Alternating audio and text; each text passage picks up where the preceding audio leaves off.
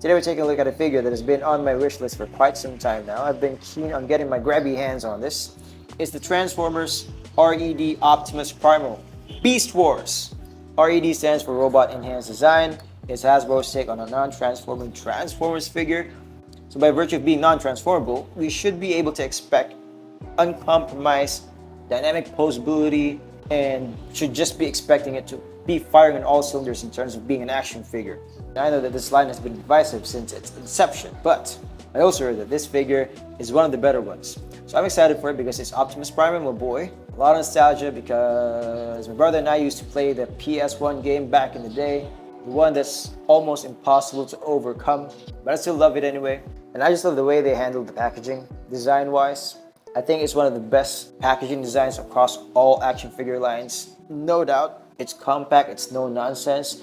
You get some very cool art here at the front, and that continues here to the side. And here at the back, you get some promo shots, different configurations, the accessories you get. And here on the right side is just the box being unapologetic and showing you everything you get outside of the figure. It's dual blades and extra hands to wield those blades. And just from the outside looking in, you can tell that the figure is as epic as the art that's being shown here. Without further ado, let's unpack Primal and see what he brings to the table. Okay, so this is everything we get out of the box, the figure and the accessories, and I gotta say, it feels premium and looks premium, but I'm also aware that this R.E.D. line is riddled with a lot of QC issues. It's notorious for that. So I'm gonna approach this guy with some mother's love. And by the way, what really hyped me up for Beast Wars again and Optimus Primal is Anthony's Custom's review of this guy. So kudos to you, man. Thank you for inspiring me to do this. Not that you know me at all, but I'm just saying, everybody knows you, and I'm giving credit where it's due. As I'm holding it now, I'm trying to break it in. I noticed that a lot of the joints are kind of stiff, and I'm kind of afraid to force some of them out and do what they're supposed to do because it kind of feels like they're gonna break apart. But I hope that doesn't happen. For aesthetics, I love the color separation on this guy between the reds and the whites and the grays and the blacks, the furry blacks and the glossy blacks here in the diaper section. Also love the pistons. The feet are done so well.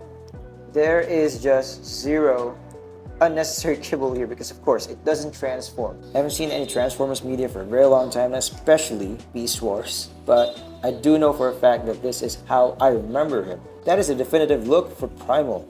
Amazing. I love the kind of cosmic blue they give on the helmet. It's kind of glossy as well. I love it. Forehead with this, with the ridges and the ears. They're kind of like feathery in their shape. Does he have microphones? Are those microphones? That is nice. Oh yeah, there are lips in between the mouth guard. Amazing. I love it. His eyes are expressive with the red paint applied to them decently enough. There are some silver outlines to the eyes, and I love the texture, the furry parts. Okay, so you can remove the chest plate, but the problem is there is a big brown hole in the middle that kind of automatically draws your eyes to it, rather than some of the elements here that are rather impressive, like the abs, the stony abs, and these nicely sculpted chests. At the back, you've got this backpack with the gun turrets. They can bring forward like so. I love the way they did the chest plate because it's not just one type of gray. There's a more flatter gray here at the top, and then down here, these two segments right here, actually more of a gunmetal gray. Same here at the top. Then you get some blue grays in between, in the middle panels, and then there are some reds right around the circle in the middle. That's cool. And underneath, you get the same blue that's on the helmet, but it's not metallic. So that's okay. Let's put this back on his chest. Man, I love this ape robot. Those are pretty cool pistons in between the shins and the ankles. Sorry, didn't focus it. Yeah, those pistons look nice. They also move smoothly with the articulation. It's a different gray than what you get here on the foot. This one is a little too glossy. This one is flat. You also get a different gray here around the shins. It kind of borders the inner frame of the lower leg section. I love how bulky the arms are compared to the biceps, and I think it makes sense for this design because he's Optimus Primal, and these shoulder pauldrons Our shoulder guards are nice. So right here we get two of his blades. It's painted with a gunmetal gray. Same kind of blue, same kind of cosmic blue you get on the helmet. There are a lot of sculpted details and it gets the job done. The sword wielding hands. And I guess you can just do it like so. I don't know if I can do it in front of the camera. Might have to do this off cam. Okay. This figure is weird because it feels sturdy and fragile at the same time. For instance, it feels hefty, and in that sense, it's premium. It's substantial. It's got a lot of plastic injected into it. But the joints are kind of stiff, and I'm afraid of pulling the pegs apart in a way that might break them because there's a hinge here by the shoulder. I don't know if you can see it, but yeah, there's a hinge right there. And that's kind of where the arm is supposed to stretch out. But right now, I think I'm kind of running the risk of breaking this connection between the shoulders and the upper body. Okay, that felt risky for sure, but I managed to do it. How you gotta handle this guy is by applying as much pressure as you can here by the shoulder pads to pull, to push his shoulders down, and then try to pull his arm up. Push his arm up using your other hand. Okay, so I guess that's okay. Can actually go farther. Wow. Okay, that's an overextended T-pose. I love it. Maybe the joints will eventually loosen up over time, just enough for it to be more playable and more fun to handle. Okay, that's how far the arms go out. No. Why do you feel so fragile? Okay. I'll do it on this side as well. That feels dangerous. That certainly felt dangerous, but we're gonna proceed.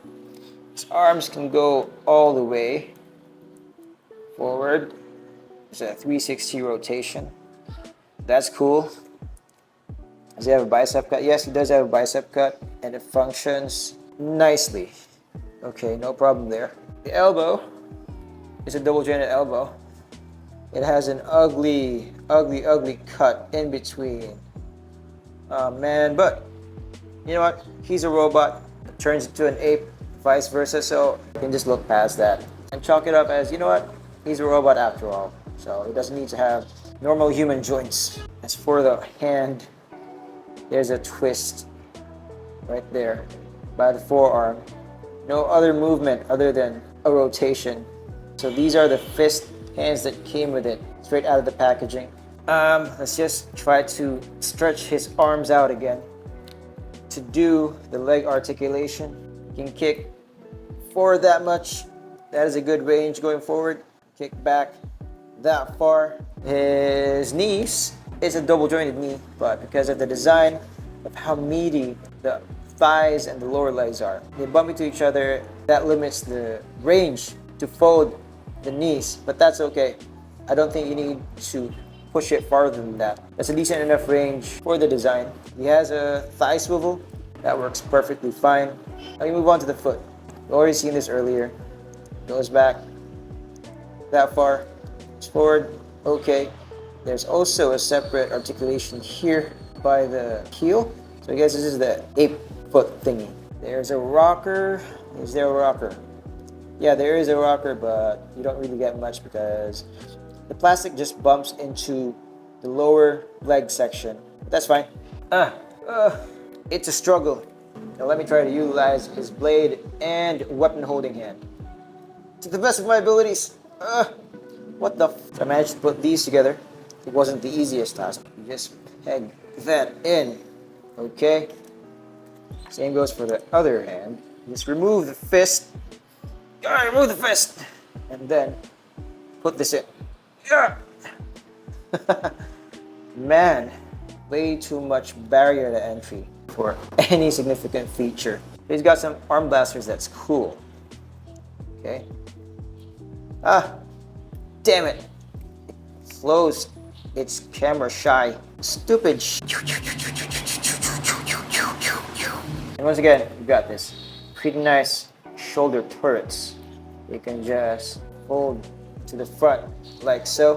Pew, pew, pew, pew, pew. You can also remove his backpack, but I don't know why you would do it. It looks way cooler with it. Final thoughts on this figure, not bad for the price that I got it for. I love how substantial he feels premium.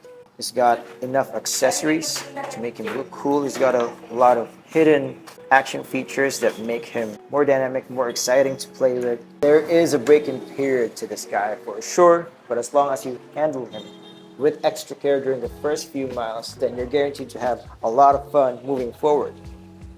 When you get it out of the box, expect that the joints are super stiff and you need to use both of your hands to make sure that nothing breaks apart. The abs are kind of hindered because of the chest plate, but you can remove it if you really want to put him in crazier poses, no problem. There's a trade-off for different purposes. So there's that option, and options are always nice. If you're gonna focus on more dynamic poses, then just remove it. Simple as that. We've got enough accessories going on, like the extra hands and the blades. You can also connect these two to make it more fun. Proportions look really good. The colors on this guy are perfect. There's just enough going on to make it look like premium collectible for a relatively low price. So I love it. I highly recommend it. I hope you had fun watching this. Thanks. Please like, subscribe, comment, just engage. By the way, I have another Optimus Primal review coming soon. It's from Robot Toys, the Caesar, which is essentially Optimus Primal. Like I said, it's Optimus Primal, but because of, having no license, no official license to handle the property, of course, they had to name it differently. But we all know that it's Optimus Primal, and it's way better than anything that 4-Class Hasbro has ever released.